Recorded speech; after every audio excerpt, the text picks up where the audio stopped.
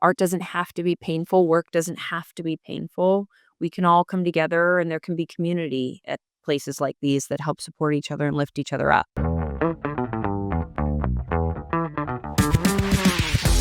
Hey, Alessandra, welcome to the show. How are you? Hi, good. Thank you for having me. Absolutely. Today it's a bit of a, I'd say different episode. I'm very, very curious, right, to go into that, especially, with the 20th anniversary of Smosh. Like there are a lot of things, right? What was it before? What was it during? What is the present and the future, right? So I'm very excited about this episode. But before we get started, for every guest, to know a bit more about yourself, right? And also for the audience listening today, we use this thing called the map. Basically, it's divided in three main sections. So M stands for mission. So what do you aim to achieve with your work? Achievements, any notable milestones, could be in your career, in your life, or both. And the last one is the purpose. So why do you do what you do? So, our mission at Smosh is to make people laugh through comedy rooted in friendship. And my personal mission has always been to help artists be artists, and just I've always loved working with different types of talent. I love the way that they get creative. I love the differences in their creativity. And I always had this knack for helping provide structure in a structureless setting. So a lot of my career is working with talent who are like, I want to do this thing, but I don't know how to get there. But I have such a clear vision of like what it is, right? And I'd be like, well, let me help you get there. Okay, so that's mission. What was your second one? The second one is the achievements, anything that you're proud of, like, Achievements. yeah. Yeah, I mean, I've done a lot of stuff. I've been on the board of VidCon. Smosh has received an incredible amount of awards. This last year, we did a lot of Guinness Book of World Records. Oh, wow. And yeah, we broke, I think, maybe 2 new ones, and then we found out that we already had a few from our 20-year history, obviously. My personal achievements, I've worked with talent where I've helped them win awards like Streamies and Webbies. Anthony and I won a couple together for our work at Press-alike. I've worked in the MCN world. I've worked in crowdfunding. I've worked in San Francisco. I've worked in consulting. I've worked all over the place. And I think like one of my starting like launch points in this career was working in a multi-channel network like Maker Studios and being able to stay through the acquisition to Disney. So I was there all leading up to the charge. I was there for the transition over. And then I stayed for about a year after we transitioned into the Walt Disney Co. And from there, I bounced around. Like I said, I went into crowdfunding. I went to Patreon in San Francisco, and then I started consulting and talent managing. And then when I was talent managing, we got acquired by Anonymous Content, and we started their emerging platforms department. So I got to work with a lot of traditional celebrities and help them bridge the gap between what they thought digital was versus what opportunities really were for them in digital. Mhm. Yeah, so I mean, I've been around the block. I've done a lot.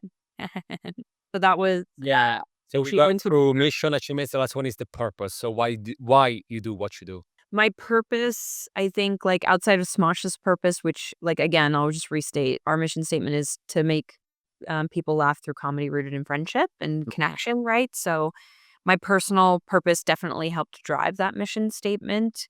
I love what people are able to do in the entertainment world. I love bringing stories to life. I love bringing entertainment to, especially an audience that needs an escape.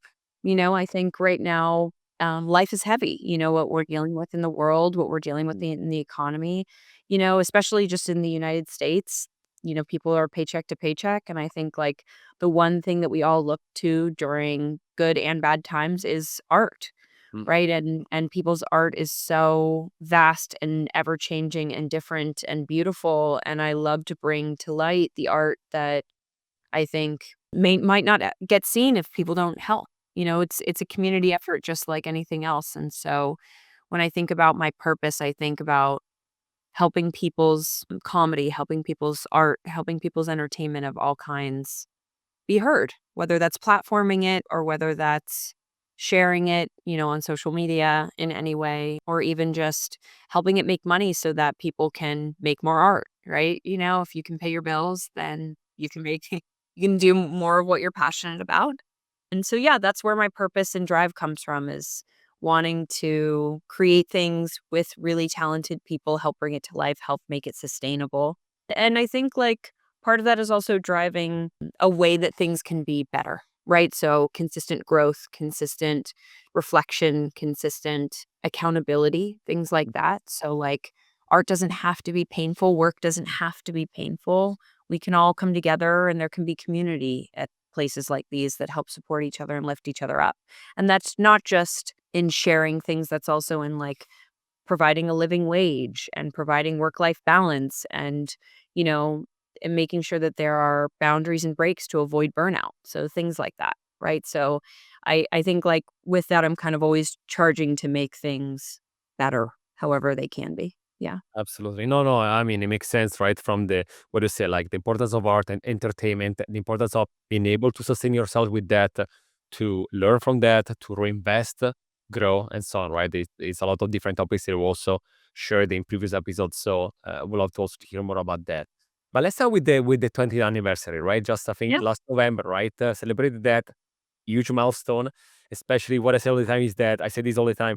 1 week in the creator economy is like 7 years in every other industry. So I can only imagine 20 years, right? How many things happen right out there. So, again, given this amazing milestone, can you share how, Smosh, right, as a revolution in the world of digital entertainment, right? And comedy, as you mentioned before.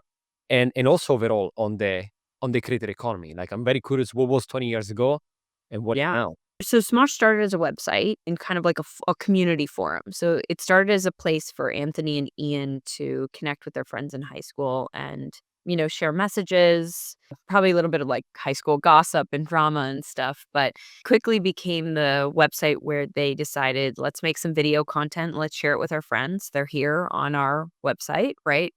Let's give them something to talk about kind of thing. And, I think is also two kids being funny and goofing off and having fun with each other, right? And making silly things that they thought would make others laugh. And so since then, I think very shortly after, because in 2005 is when that started. And then 2006 or seven, I think, is when the partner program came out, somewhere around there with YouTube. And so I think the guys realized, oh, we could get paid to put this content up instead of paying hosting fees on a website. So, they were some of the first creators ever in the partner program. And from there it really just became this hub of, I think YouTube was this root of anybody can do it. Right? So back 15 years ago, it was something along the lines of you can, go viral in your bedroom overnight. That's kind of the way that we looked at YouTube, and it was cat videos, and it was slowly becoming the search engine that we know of it today. But, back then it was very much the creator economy wasn't we didn't call it the creator economy. I think, Yeah. like I'm sure you remember, most of the entertainment industry thought that it was a joke, thought that it was a Yeah. flash in the pan.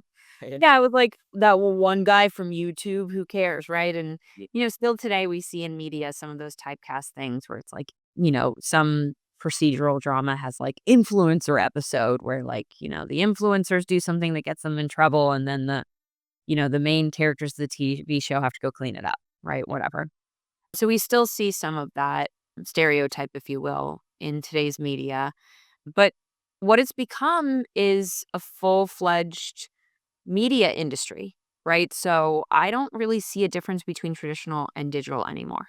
I think we just call it that because we have to like categorize these things as humans. And I think the industry as well, really, like, especially the traditional industry, is like really up on their, pedestal. And they really don't want to be compared to digital because they don't want to have to face the fact that what they create costs millions and millions of dollars and takes months and months and months, and what we create costs a fraction of the budget and takes weeks. And I'm not saying that, like, what we make here is comparable with something like, an Oscar winning or award winning, TV show or film, but they're getting pretty close. The two worlds, the industry is getting really close, and there's a lot of things on YouTube that are high quality and that do have the production value, and not just the production value, but the creative behind it, like the writing and the plot line and the growth and maturity and the substance that we're looking for out of the content that it is that we choose to watch. And so more often we're seeing audiences say, especially younger audiences say, well, I don't want cable TV or I don't want to watch this, that, or the other that's on the traditional side. I want to watch what's on YouTube. And we've seen this new thing that, the economy really just can't, because we're seeing how the user habits from digital have influenced traditional, right? So you'll see today's news is about how Matt Damon and Ben Affleck went on to talk about how Netflix is changing the way that they make movies, that you have to reiterate. Why? Because of the co-viewing experience. Because while I'm watching a Netflix show, I'm also scrolling on my phone, Mm. right? And so when I think of the creator economy today, I think of the ways in which we can win. And not to say we're going to beat out traditional, but to say we're going to blend into one. And that's recognizing these co-viewing experiences and not having to necessarily water down your content, but working with the co-viewing experience. So for me, one of the things that Smosh is really leaning into is the living room experience, is the 4K experience. We've invested heavily in 4K over this last year. And so the quality of our content, we are starting to encourage audience members to watch it on the TV.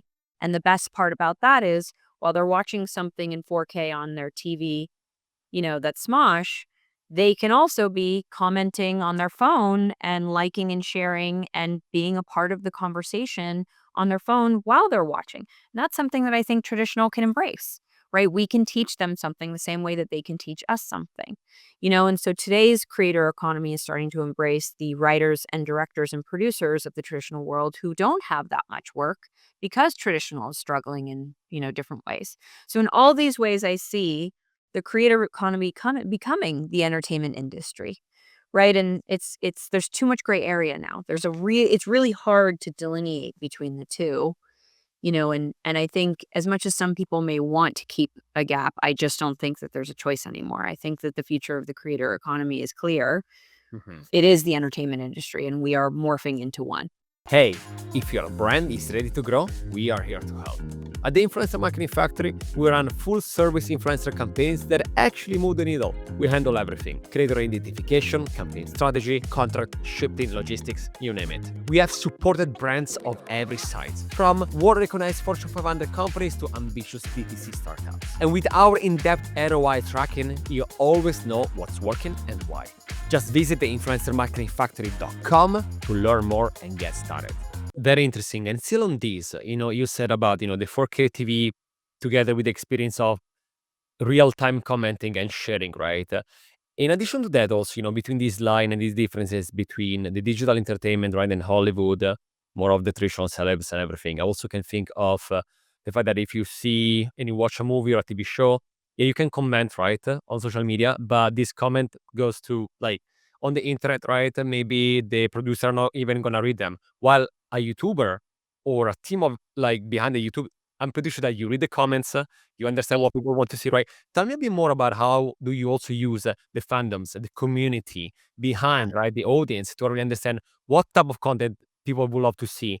How do we use the feedback, right, from people? Because again, that's the main difference, right? Is that instead of unilateral communication, this bilateral, constant, real-time feedback, right, from audience to YouTuber and vice versa. How do you use that for your content in the future? Yeah, so we do measure audience sentiment, right? We want to know how the audience feels about a piece of content or a series of content or, whatever, a series of programming that we have created. And so for us, it's a balance. I'd say for anybody, it's going to be a balance. You don't want to over listen and over, dedicate yourself to the consideration from the audience, but you also don't want to not hear them and, Yeah.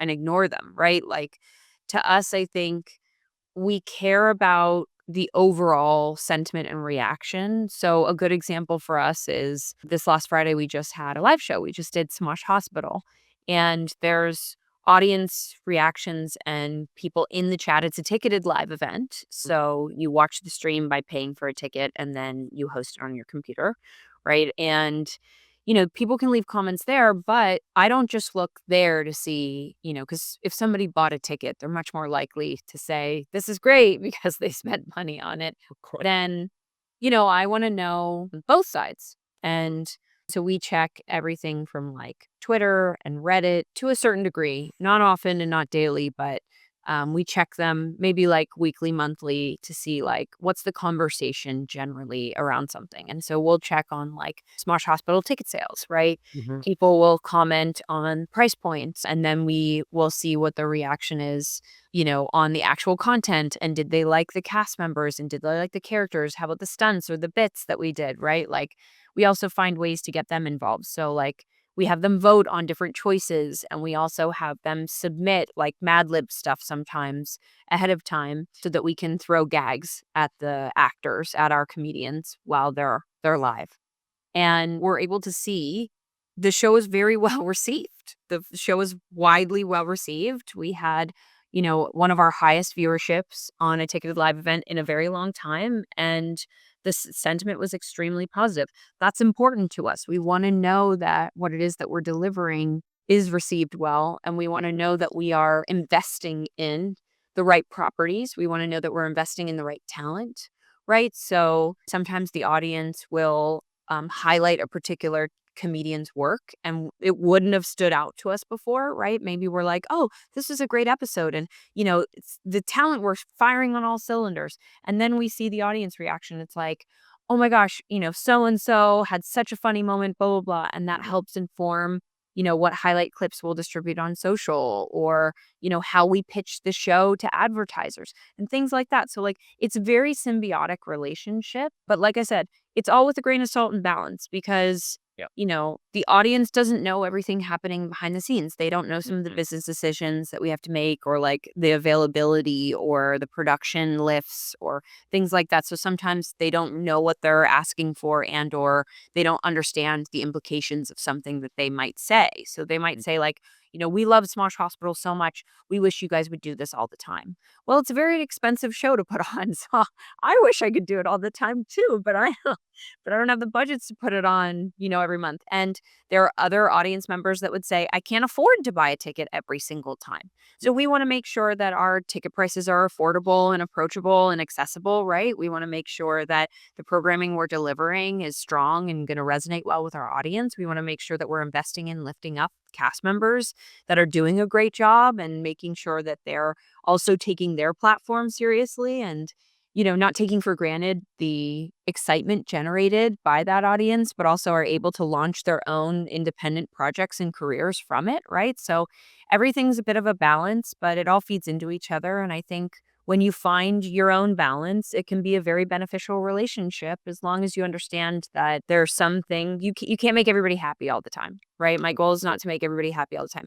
My goal is to provide more opportunity Mhm. for our artists, for our employees, for our business, right? And therefore, that indirectly, but also directly creates more entertainment for our audience. And that's, I think, what the internet taught us, right? And taught us that the fact that no one will always be happy. If you go in the comment section, it's always going to be, I don't want to say 50-50, but even if you think that is the best product Yeah. ever, you're going to have haters and people complaining and this and that. So I totally understand what you mean. Like, that like understand, like looking around and not be that company that doesn't really listen. Really, maybe some people don't see the big picture and they don't understand budgeting and timelines and IP and media rights and all the complication. Right. You know, Right. And there's so much in the entertainment industry. Maturing Smosh as a business also means that like we can't do things that we could get away with before. yeah, Like, exactly. we have a clearance attorney now, right? And there's a lot of things that we have to consider because, people will say, well, oh, well, I can use this thing or this music or this thing because it's fair use. And I'm like, okay, maybe you have the argument for fair use, but Mhm. just because you might have what you think is considered a good point or good argument as to why this is considered fair use doesn't mean that the company that owns the IP that we're using isn't going to sue us. Yeah. Right? Like, and that's the thing is when you're a small fish in a small pond, you're not really a big target. But even if we think that we're utilizing fair use to its fullest extent, like properly, that doesn't mean that the success we're amassing isn't going to make us a target to a bigger company, right? So at the end of the day, even here internally, I have to educate people of like, yes, we could use this picture. And if we comment on this picture extensively, then we are essentially falling into fair use. Do we want to risk that Mhm. the company who owns the IP that we are commenting on will then come after us, right? Because it's not a black and white business Yep. when it comes to fair use. You have to have the willingness and the capacity to go to court for it, Mm. right? Like, you have to, like, understand that the risk that you're taking is you could end up trying to argue something, in a legal battle. And, like, sometimes things just aren't worth that risk. Sometimes they are. Sometimes it's easy and it's fun and it's let's do it and let's have that social commentary. But sometimes you have to really reconsider what it is that the risk that you're willing to take when it comes to your business. And this is a business that's very precious to me. So I like to make sure that we're not, Or it's comedy. We're always going to be taking risks. yeah. But, like, at the same time, sometimes my job is to play it safe, and that's the balance. And let's continue on your job, right? Because what you said, earlier about 20 years ago, YouTube was this very experimental new things and no one was taken seriously. Then after a few years, people were like, yeah, I do videos on YouTube, but they didn't want to share too much because it was this weird thing. And then it became like popular. And now YouTubers, right, don't are not like these solo, right? I'd say players in the market. They do have a team, video editor, people, helping with brand deals and scripts. You are the CEO, right? What is your week, like, or a day? Like, is like, I'm very curious, right? Because again, usually people are used to maybe the CEO of a company that is, I don't want to say more traditional, right? Than something like Smosh, right? But how do you approach, right, your work with the team? What does entail, like, your typical day working there? It's different every week, but I think, like, generally as the CEO, my job is to always be furthering our business. Mm. So I like to tell the team here, like, I carry the weight of making sure we can pay the paychecks, right? And so that kind of like fuels me. So every week I'm looking at what is our 1 year, 3 year, and 10 year plans, and how are we putting into action over the next 90 days, right? The small steps that accumulate to those bigger steps, right? So this week, I'm looking at, like, what are the conversations I can be having with studios or networks or platforms like Netflix and whatnot to consider what their appetite is so that Smosh can go sell shows, right? Like, what does that look like? How are we furthering our business there? I'm looking at what are the events that we're going to attend this year so that we can sponsor some, so that we can have live appearances and others so that we can meet audiences in different places that they are. And I look at our distribution, right? I'm looking at some of our deals with distributing partners. We have one major deal with Samsung TV Plus, where all of our content gets licensed exclusively.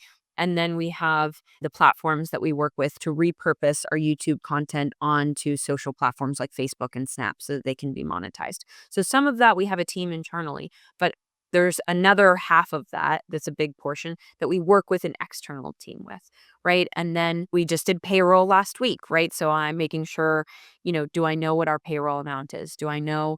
I mean, granted, we're able to meet it, which is nice, but, like, if we're not able to meet it, right? Like, I need to know 2-3 months ago, right? So I'm looking at things that affect us 3 to 6 months in advance.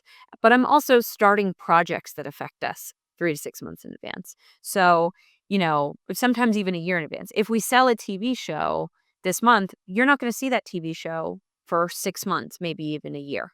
Right? Like, so, like, the things I'm working on today won't come to fruition until a while out, but somebody has to start them Mm. and then get them to a place where they're real enough to pass on to the team. So a good example would be Smosh Hospital, right? So over 6 months ago, I went to our streaming partner Kiswe, and then I went to some of our talent, specifically Shane Top, and I said, "Hey, we know that around this time we're going to want to do another show, another live show.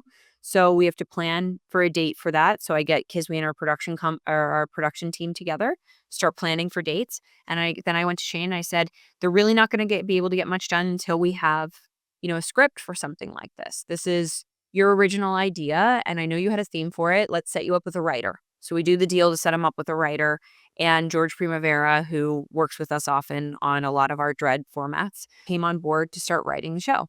I have to do that deal, and then I get them to a certain point where the programming team then has a script, and that script can then be reviewed and given notes and gotten feedback and blah, blah, blah. And then they kind of like run with it from there because now the production team is able to set an actual production date for us to bring this live and work backwards with what does the art team need to do? What does the post team need to do? What assets are we building for this live show, both physically and digitally? right? And then then the social team steps in. How are we marketing this show? All that kind of stuff gets set up. That's when I that's when I get to let go and say, okay, everybody's got their marching orders, everybody's got their jobs. You guys to go do this. I need to go work on the next one. Right? So before it even airs, I'm already thinking about what's our next project? What's the spend going to be on that project? We need to review the budget from this last project to see what did we think was absolutely necessary, what did we think was not necessary, where can we be better with our spending, where did we get the most bang for our buck, things like that. And so in the coming weeks, I will both be working on the next project and setting it up to hand off and be reconciling this last project and going through, you know, how much money did we make? What did we make after expenses? What is our actual profit margin? Is it enough? Right? Does it justify what it is that we've done? And then are we able to take that money that we profited and reinvest it in the next project so that we can make the next project even better? Is there a portion of that profit that I want to take to help make us a movie? To help hire on a new, studio hand that helps support what it is that we do. Things like that, right? So again, it's this cycle of setting up, handing off, and then starting the next, only to have to review the last one, you know? No, thank you for sharing that. It's fascinating because as we said earlier, right? Many people don't realize the work that is behind, right? A product like that. You see a video, could be a 30 seconds up to a 20 minutes long form, and people just think that something happened, right? That the video comes to light. Right, They don't know, right. right, all that, and then goes back to the listen to the feedback with a grain of salt because yeah, we would love to do that, but there is maybe the budget is limited for that, or maybe it doesn't work because of, that type of monetization or because this and that, right? So I was very curious about that. So thank you for sharing, right? Some of the behind the scene because many people don't even know, right? What a Yeah, feel like yours does for Smosh. yeah. Yeah, and it's different every day, so the calls I get this week about business are gonna be really different than the calls I get next week or next month or next year about the business that we can do. And I think, like, people don't realize, like, you really gotta push to get Smosh's brand continually out there. It's out there and it's well known, but the struggle then becomes how do we keep it relevant in people's minds? So, like, a lot of my work ends up just being matters. What is the press opportunity or what's the next announcement we can get? What deal do I need to sign to get the industry reignited and excited about what it is that we're doing so that we can create more opportunity for our people, for our talent, etc. Amazing. Alessandra, thank you so much for, like telling us about again, like, all these 20 years and all your work. And as you said, from traditional celebrities, and then YouTubers, like I can see that you saw a lot of these different point of view. Very important, in my opinion, to understanding, how they are distant, but very similar these days at the same time. And, best of luck with all the future, right? As much. Thank you. Yeah, And thank you so much. for sharing all your knowledge with us today. This was the Influence Factor by the Influencer Marketing Factory, and I'll see you next week.